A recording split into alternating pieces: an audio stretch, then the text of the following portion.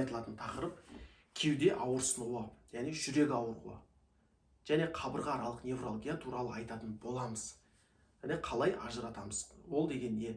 Негізінен мына нәрсені есте сақтаңыздар. Егер науқасты тексерген кезде, қараған кезде кеуде тұсы қысып, күйдіріп, басып, және ауырсыну сол жаққа берілген жағдайда, яғни түріне қараған кезде кәдімгідей қорқыныш болып тұрса, және ауырсыну сол жақ иық және сол жақ мойын аймағына берілсе, міндетті түрде жедел жәрдем бригадасын шақырыңыздар. Ол жүрекке тән белгілер көп жағдайда.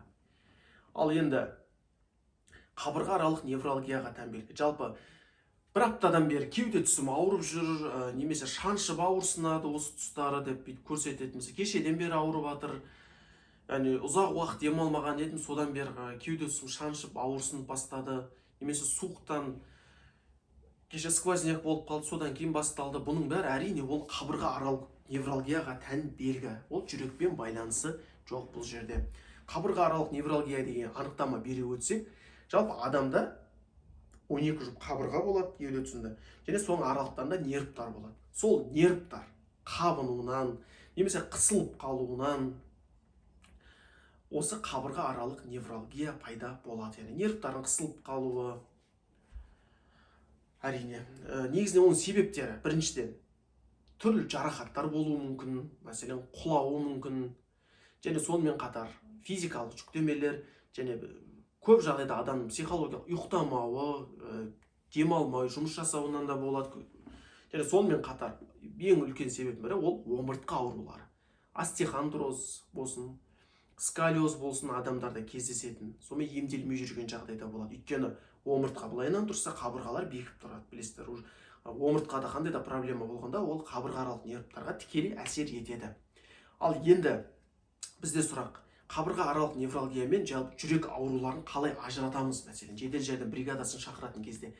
Тыңдаңыздар, қабырға аралық невралгияға ауырсыну шаншып ауырады.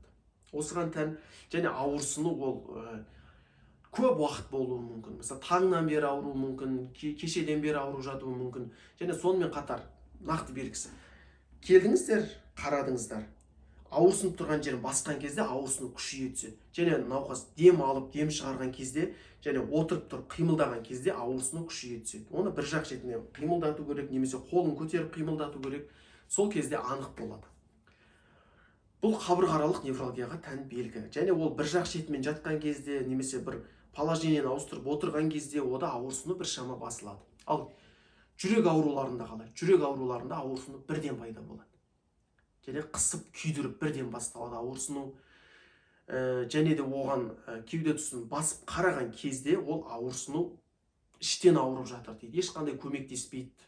Және сонымен қатар жас 60-тан асқан, яғни жүректің ишемиялық ауруымен ауырған адамдарда нитроглицерин сепкен кезде ауырсыну басылады. Бірден басылады. Бұл әрине ол жүректің стенокардия, жүректің ауруларына тән белгі. Видео ұнаған болса лайк басып, комментарий жазыңыз.